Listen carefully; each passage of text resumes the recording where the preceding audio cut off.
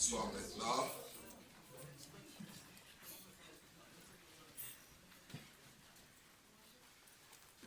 Nous sommes là pour partager notre enseignement sur la formation et nous continuons dans ces enseignements. Comme je l'avais dit, à chaque fois que je passerai ici, que je serai là, nous aurons un enseignement pour nous aider à évoluer dans notre appel et surtout pour nous aider à bien accomplir notre mission sur la terre. Amen. Amen. Amen. Amen. Amen. Et comme je l'avais dit le dimanche passé, et j'insiste encore sur ça, que votre mission sur la terre est la chose la plus importante. Que si vous échouez dans votre mission, vous échouez aussi dans votre vie.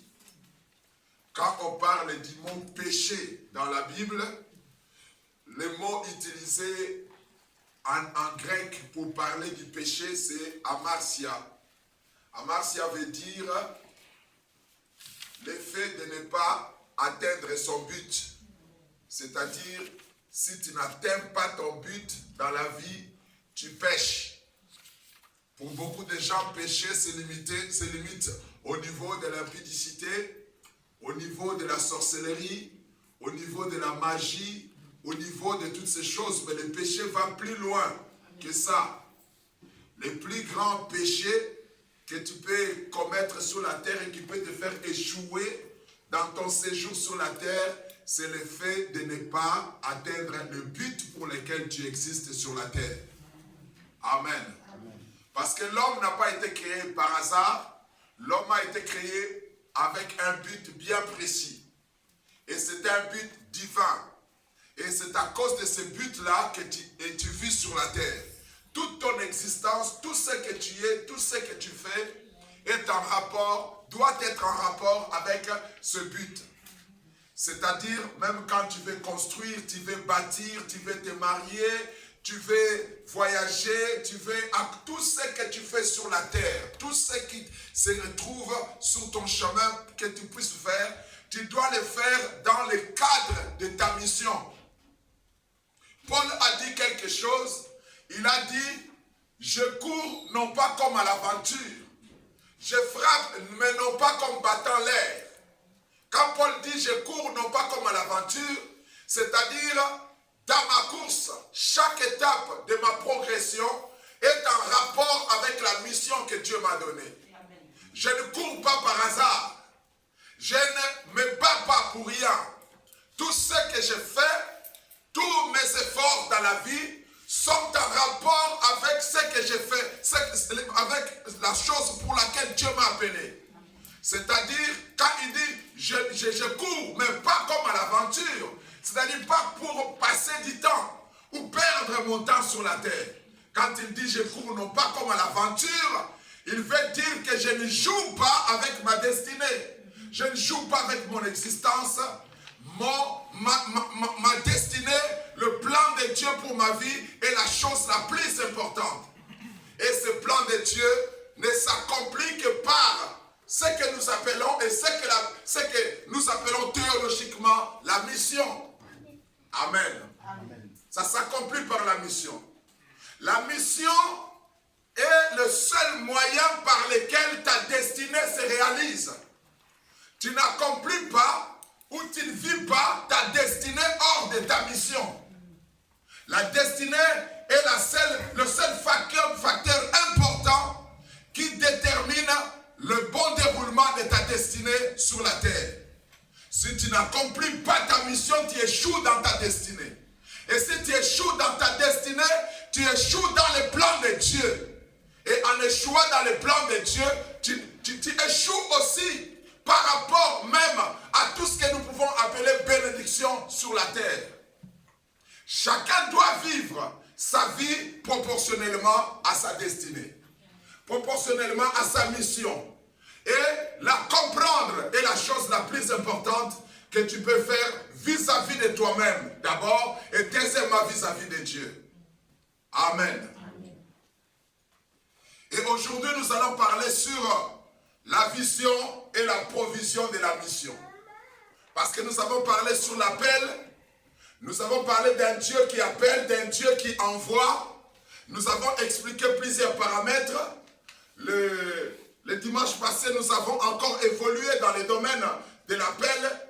Et aujourd'hui, nous allons parler sur la vision et la provision de la mission. Pourquoi la vision et la provision de la mission? Parce que Dieu est missionnaire. Amen. Amen. Amen. Dis après moi, je suis missionnaire. Je suis missionnaire. Plus fort, je suis missionnaire. Je suis missionnaire du Christ. Je suis missionnaire du Christ. Sur la terre. Amen. Amen. Donc chacun de nous, comme il est là, est un missionnaire du Christ. Tu es en mission pour Dieu. Tu vis pour cette mission-là. Et c'est bien aimé, c'est très important d'y croire. C'est très important d'accepter cette vérité spirituelle, cette vérité divine que tu es missionnaire. C'est très important et c'est même très bénéfique pour ta foi. Pourquoi? Vous savez, quand tu sais que tu es un missionnaire de Dieu sur la terre, tu sais que Dieu a un plan pour toi et que tu es dans ce plan-là et que tu évolues au sein de ce plan, tu as la garantie qu'aucun sorcier ne peut te faire du mal. Amen. Tu as la garantie qu'aucun démon ne pourra te détruire. Amen. Tu as l'assurance que le diable ne pourra rien faire contre toi. Pourquoi? Parce que tu sais que tu es en mission pour Dieu et tu es en train d'accomplir cette mission. Et autant que tu accomplis cette mission, Dieu ne permettra pas que tes adversaires puissent porter leurs mains sur toi. Amen. Dites Amen bien. Amen. La mission, la compréhension de la mission booste ta foi. Ça booste ta foi, ça te donne encore beaucoup plus de force dans ta croyance. Ça te donne la garantie en ce qui concerne la protection divine sur toi-même. Et deuxièmement, ça te rassure que tu n'es pas seul. Alléluia. Amen. Que tu n'es pas seul. C'est ce que nous allons voir ici. Mais pour accomplir la mission, tu as besoin de deux choses.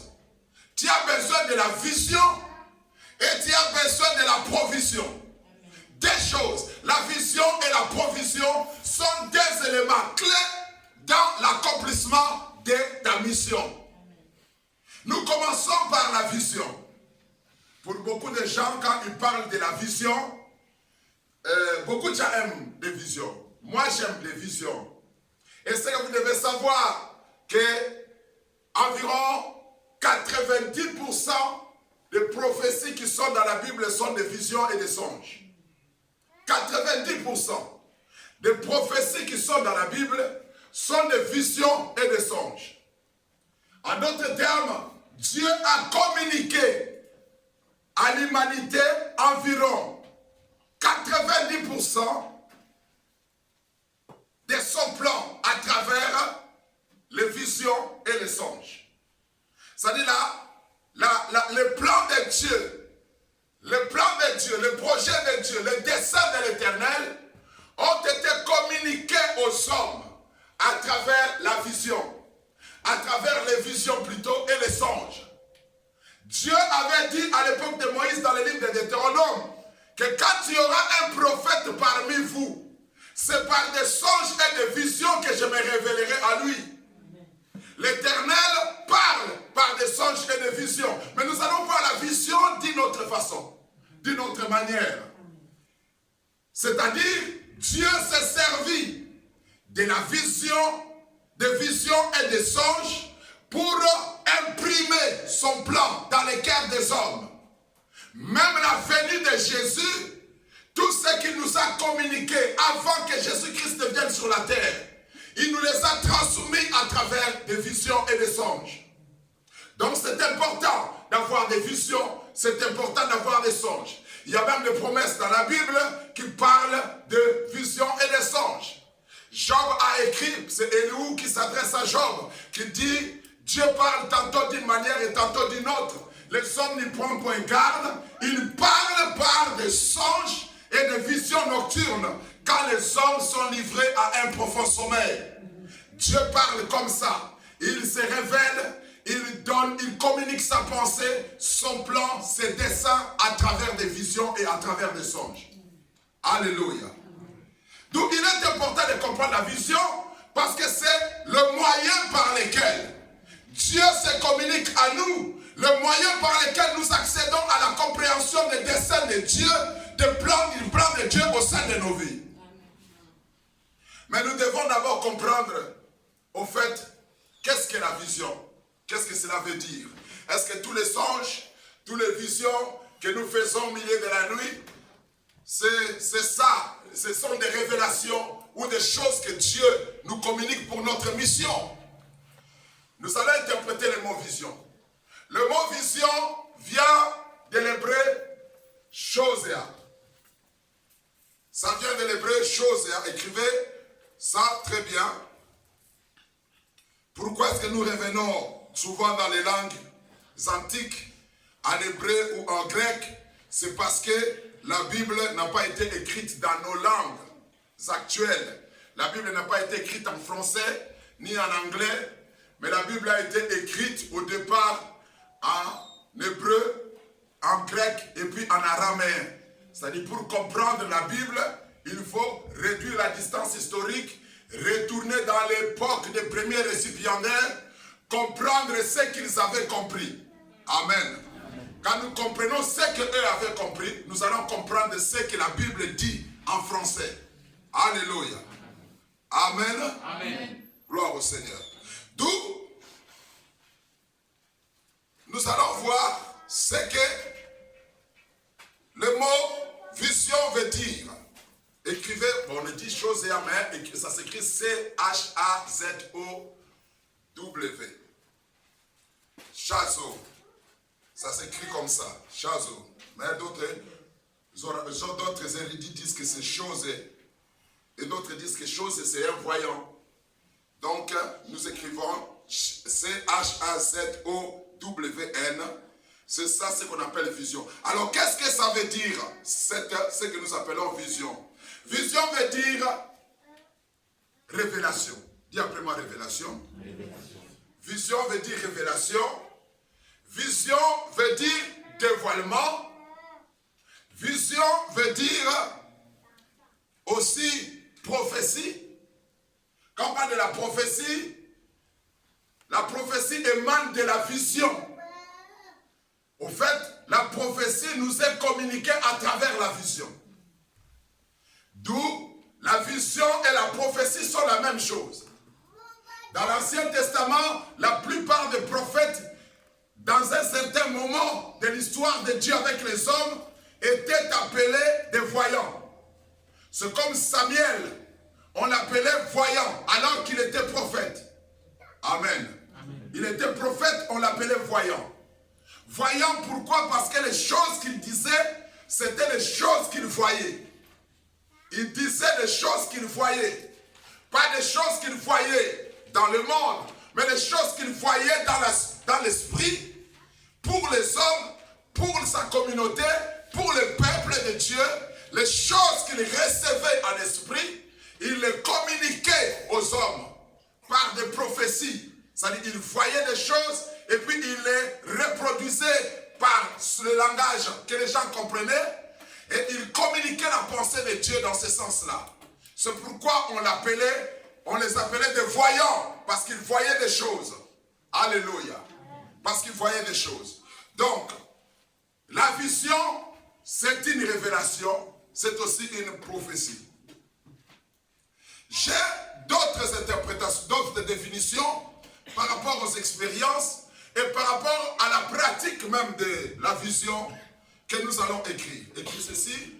La vision est la perception de la pensée ou l'idée de Dieu. C'est la perception de la pensée ou l'idée de Dieu. Ce n'est pas la perception des phénomènes naturels ou la perception des choses qui se sont passées au sein de ta vie. Les gens ne doivent pas confondre la vision divine que nous sommes en train de parler ici avec le fait de comprendre son passé. Il y a des gens, comme vous le savez, qui font ce qu'on dit de profondeur, selon eux ce sont des profondeurs, où ils prient, ils disent je vais en profondeur pour découvrir ce qui s'est passé dans mon passé. Ce n'est pas de ça que je suis en train de parler. Je parle d'aller en profondeur en Dieu, parce qu'en Dieu n'existe pas les choses qui se sont passées dans ton passé. En Dieu n'existe que des choses qu'il avait programmées pour toi. Amen. Alléluia. C'est-à-dire en Dieu, il n'existe pas de choses mauvaises qui sont arrivées dans ta vie. Dieu n'avait jamais prévu le malheur pour toi. Dans le plan de Dieu, il est écrit, j'ai formé pour toi, quoi? Des projets de paix et non de malheur. Afin de t'assurer un avenir meilleur. De te garantir un avenir meilleur. D'où dans le plan de Dieu, il n'existe pas de malheur. Alléluia. Tout ce que les hommes ont fait contre toi, toutes ces choses-là ne sont pas inscrites dans le plan de Dieu. Dans le plan de Dieu ne se trouve que des choses que Dieu avait préparées pour accomplir au sein de ta vie. Est-ce que quelqu'un me comprend? Donc quand nous allons en profondeur de Dieu, pour découvrir les choses de Dieu, nous ne découvrirons pas qui nous a fait du mal, qui nous a ensorcelés, qui est à l'origine de mes problèmes.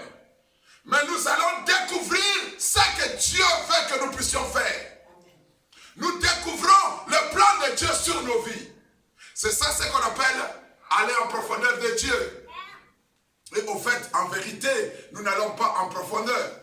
C'est l'esprit qui sonde la profondeur de Dieu, qui prend les choses qui s'y trouvent et qui nous les révèle. Par quoi? Par ce que nous appelons la vision.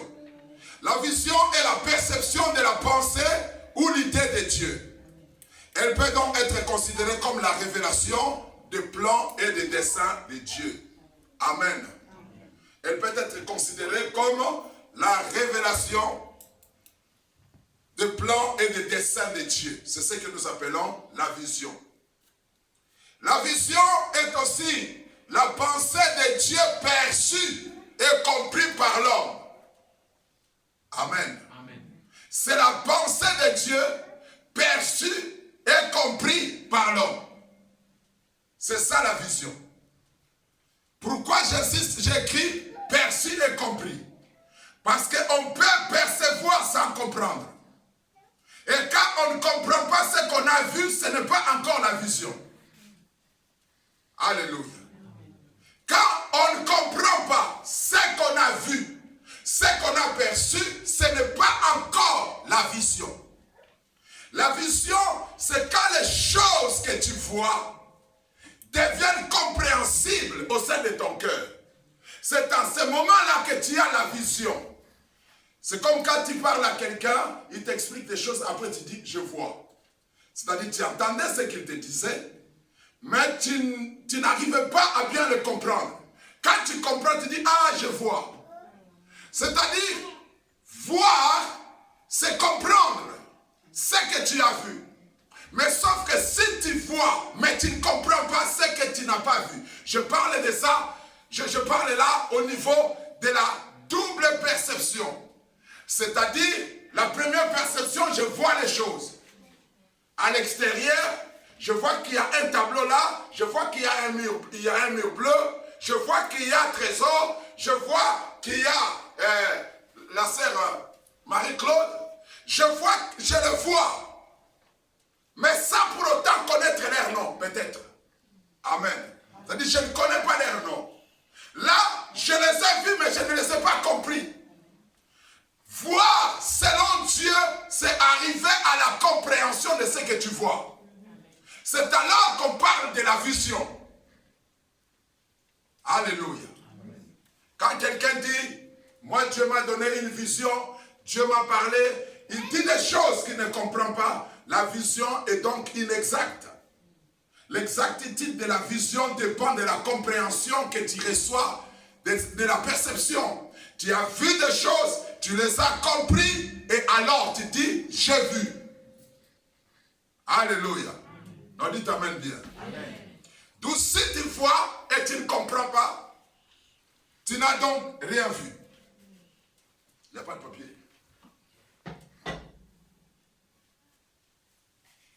Donc c'est ça. Donc la vision est la pensée de Dieu perçue et comprise par l'homme. Voir n'est donc pas le fait de percevoir, mais la capacité de comprendre la pensée de Dieu. Quand tu commences à comprendre la pensée de Dieu, c'est alors que tu dis que j'ai vu les choses de Dieu. Amen. Un amen fort. Amen.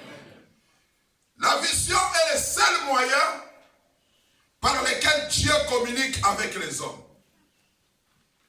C'est-à-dire, Dieu peut te parler audiblement, tu ne vois rien, Dieu te parle.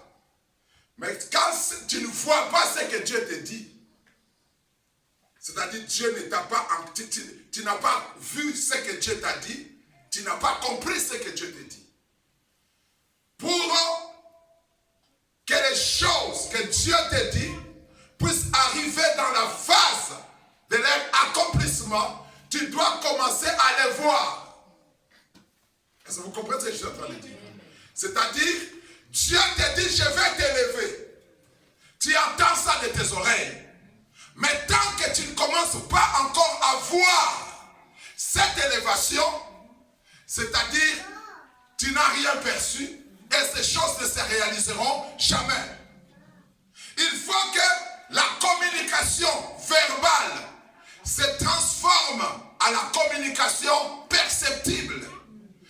Se transforme à la perception. Ce que tu entends se transforme en perception. C'est alors que ça rentre dans ton esprit. Les choses que tu ne vois pas n'existent pas en toi. Alléluia. Les choses que tu ne vois pas n'existent pas en toi. N'existent en toi que les choses que tu vois. Et quand quelque chose commence à exister en toi, tu vas commencer à la voir. Est-ce que quelqu'un me comprend? Beaucoup de gens disent, j'ai la chose de Dieu, mais sans pour autant la voir. Je suis béni, mais sans pour autant voir cette bénédiction.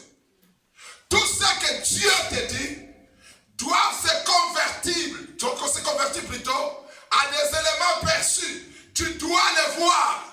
Quand tu commences à les percevoir en toi, c'est alors que ces choses entrent dans leur phase d'accomplissement.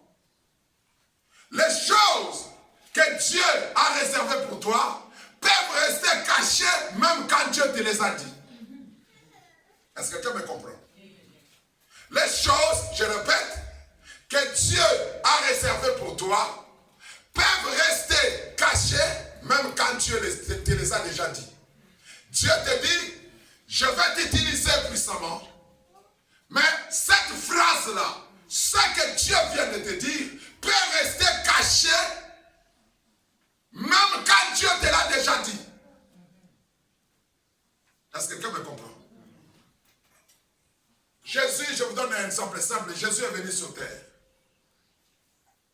Jésus est venu sur terre.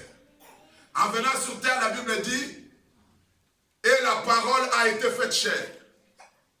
Et il s'est manifesté parmi les hommes. Nous avons contemplé sa gloire comme la gloire du Fils unique venu auprès du Père.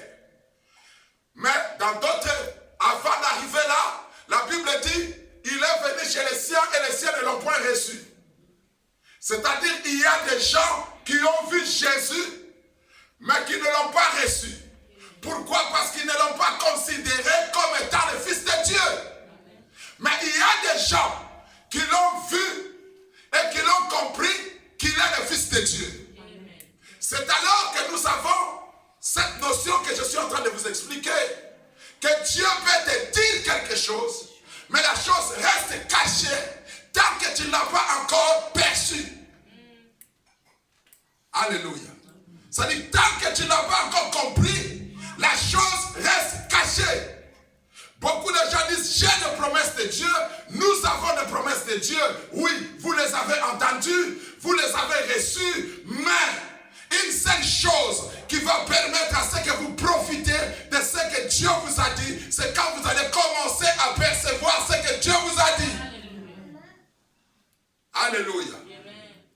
La Bible dit, tout le monde pouvait le voir. Les Les Juifs pouvaient les voir, les pharisiens pouvaient les voir, les sadducéens pouvaient les voir, les Romains qui étaient en Israël pouvaient aussi les voir. Mais seulement un petit groupe de gens pouvaient les contempler sa gloire comme la gloire du Fils unique venu auprès du Père. Jésus-Christ est la parole incarnée, la parole qui est venue parmi les hommes. Mais qu'est-ce qui a fait que la parole qui est venue parmi les hommes n'a pas été reçue par tout le monde? Parce que ce n'est pas tout le monde qui l'avait compris. Est-ce que quelqu'un me comprend? Ce n'est pas tout le monde qui l'avait compris.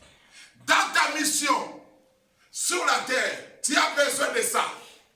D'arriver à la compréhension. D'atteindre le niveau de la compréhension des choses que Dieu te dit. Et quand tu atteins le niveau de la compréhension, tu vas atteindre le stade du non-retour. Quand vous voyez certaines personnes qui ne reculent jamais devant des épreuves, devant des circonstances dangereuses, devant des situations difficiles, ils ne reculent pas, les choses ne marchent pas, ils continuent à se battre, les situations deviennent compliquées dans leur vie, ils continuent à